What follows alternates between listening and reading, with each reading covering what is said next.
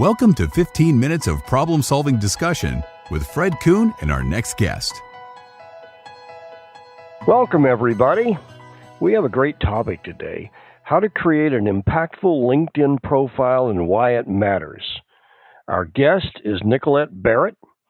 Nicolette is the CEO of iRock Development Solutions and iRock Resumes. She's very passionate about helping professionals.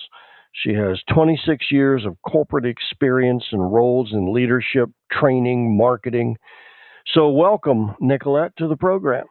Well, thank you so much for having me, Fred. I'm glad to be here. So, how to create an impactful LinkedIn profile and why it matters. Let me start. I'm not looking for a job. Why do I need to have a LinkedIn profile? That's a great question because I really get that all the time. And what I try to tell people is not think of it as only a job site. Even though you may not be looking right now, someone may be looking for you by way of your skills, your talents, and your experience. You just never know when the right opportunity can come knocking at your door. And it's a platform not only just when you're looking for a job, even passively or actively, it's also a great platform to connect with professionals within your field or industry or any industry that you may be even interested in. And another thing, Fred, it's a great opportunity to learn. There's plenty of articles out there. There's trainings out there. And especially if you're a premium member, you can take advantage of so many additional opportunities out there. Great database of learning with articles and everything. So it's just not a place where you got to look for a job. It can be so much more than that. Well, my latest book called Leveraging LinkedIn for Job Search Success, and it is the number one recruiting tool in America. Just as you said, it's extremely important because you never know when that opportunity is going to present itself. It's like the old expression, isn't it, Nicolette? You don't ask, you don't get. You ask, exactly. You might get, right? So if you put your profile up there, then somebody may get a hold of you. If you don't have one up there, they're sure not going to get a hold of you, right? For sure, you got that correct. So, how does someone catch the attention of recruiters or hiring managers on LinkedIn? Okay, one of the things I really focus on first and foremost is making sure that they have a catchy headline and a great summary. A lot of times when we're putting up our LinkedIn information, it just automatically grabs your job title. And that's not necessarily always necessary. What you want to do is do something a little bit different to make sure that you're standing out. So creating a catchy headline that speaks to your value or your worth will be so much more beneficial than just having your regular title up there. Do something to bring value, to tell them what you can do and what's your brand instead of just a regular headline. And Absolutely. Then when you go do that, go to your summary because your summary is the place where you can really market and brand who you are. How would you structure a summary that would catch attention and present value? I would make sure that it's structured first of all, write it in first person. I would not write it as if it's very structured for a third person or even like a resume. I will put it in my first voice and really make sure that I am speaking from the perspective of who I am. So I'll put in there what I do, how I do it, and also the value. And I will also put a couple of key points in there to showcase what I can do, what some of the successes that I've had, just a couple, some of the career highlights and the value that I can bring. And then I will structure it in a way where it's bulleted and also have a couple of headings so it's easy on the eye. And another tip that I always tell people to do is make sure that you put your contact information also in the summary because everyone won't be your connection. But if a recruiter or hiring manager is looking for, or even if someone wants to collaborate, your contact information is actually at the bottom of that summary as well. So it's easy to connect with you. Absolutely. If they don't know how to get a hold of you, they're not going to. It's the same thing. So make it easy for them. Make it easy for the recruiter. Yes. And another thing I always tell people to do is put up a great and clear profile photo, not one that's been kind of cropped and edited where you think this is a great picture while you're at a party or an outing. No, just go ahead and take a really nice photo. I ask people to go ahead and invest in a headshot.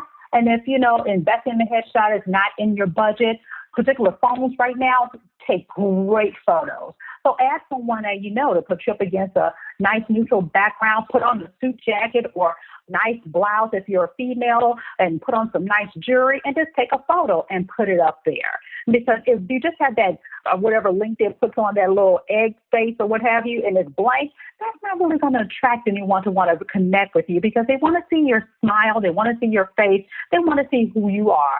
So make it personal.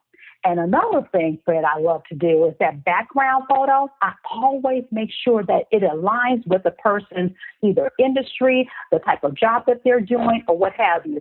While puppies are nice or what have you, you want to put up something fun? No. That's not necessarily, especially if you're an accountant. I'm not hiring your dog, right? I'm not hiring your dog. I'm not hiring your kids. I'm hiring you.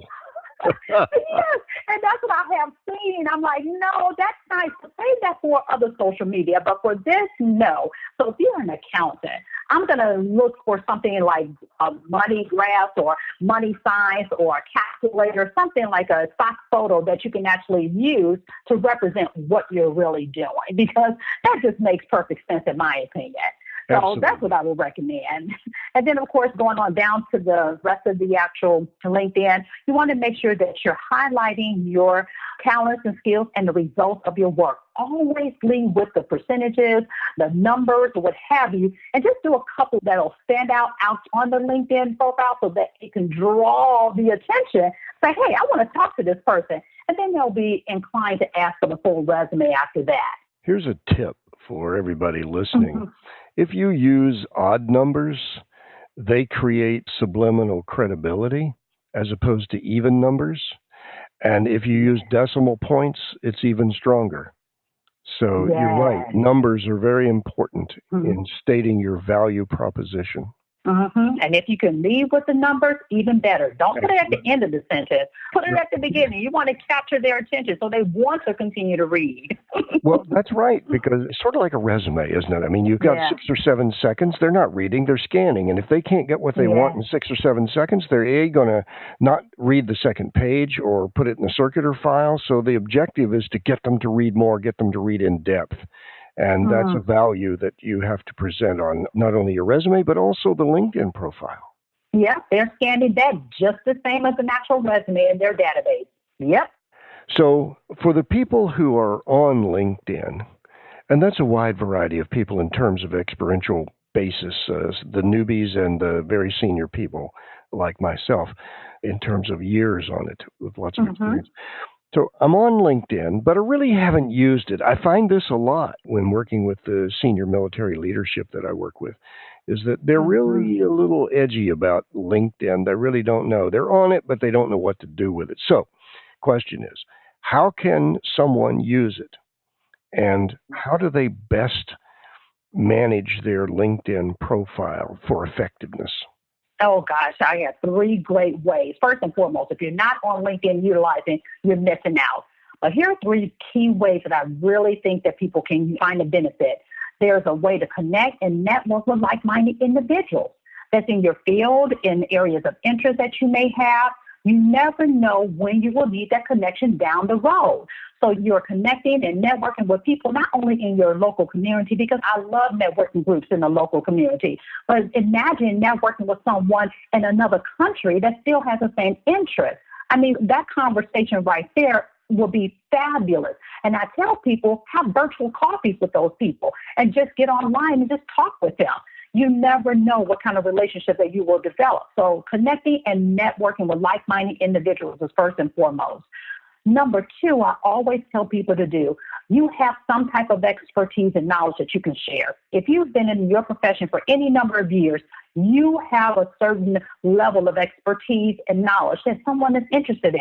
So you may want to write a small article, or if you're not comfortable in writing a small article, and I always recommend maybe you get your feet wet, 300, maybe 500 words, or you may even see an article and comment and put your 2 cents in. That will showcase your level of expertise, your knowledge, and it can also brand you very well. Say, oh my gosh, this person really knows about accounting. This person really knows about marketing. This person really knows about, if you're thinking about the military, any kind of military stuff. And I don't even know all the military stuff that's out there, but any kind of knowledge that they have that will lend credibility to someone who's seeking an answer, who has a comment on something. You never know.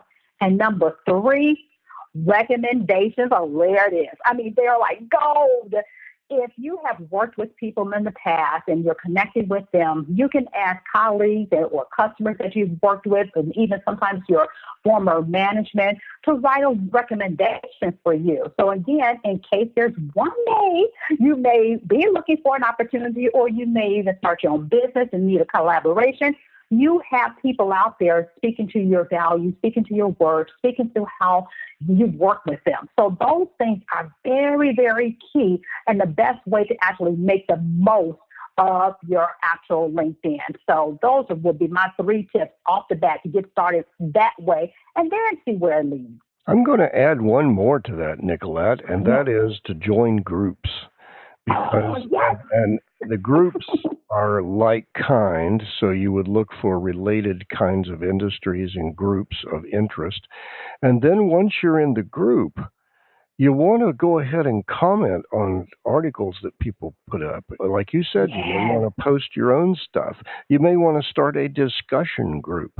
Now, granted, all of this takes time, but it is important because you are investing in your future value and your future visibility on the web. Yes, exactly. That's exactly it. Because, again, you never know when that opportunity may come knocking at your door. You may not be in the market today, but who knows what's going to happen years from now. People tend to get too comfortable in their company or in their roles, and they think nothing's ever going to happen. I've invested too many years in this company, and nothing's going to happen. Then all of a sudden, the next day you wake up and you're being handed a pink slip.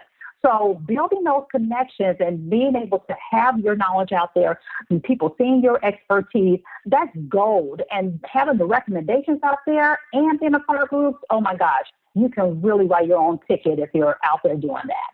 Speaking of pink slips, everybody, we've done a couple of podcasts on I got fired, now what am I going to do? Or what do I say to the boss, to the manager when they pull me into HR. So you can listen to those podcasts too. You know what, Nicolette, I love your enthusiasm about this. It's nice to hear. This is a calling for you, I believe. Yes, thank you so much. I truly do love it, and I'm invested in people and making sure that they get the most out of it, because I truly believe, hey, you are the CEO of your own career, and you have to take advantage of that and make it like a business and do what you need to do to market yourself and brand yourself for that opportunity that's just around the corner. Absolutely, everybody. I agree 100% with what Nicolette has said. Folks, we have spent a wonderful time with Nicolette Barrett talking about LinkedIn, why it matters, some things you can do. Nicolette, thank you so much for joining us today. Thanks for joining us. If you wish to speak with Fred or you want a transcript of this interview, send an email to podcast@stuartcoopercoon.com. See you soon.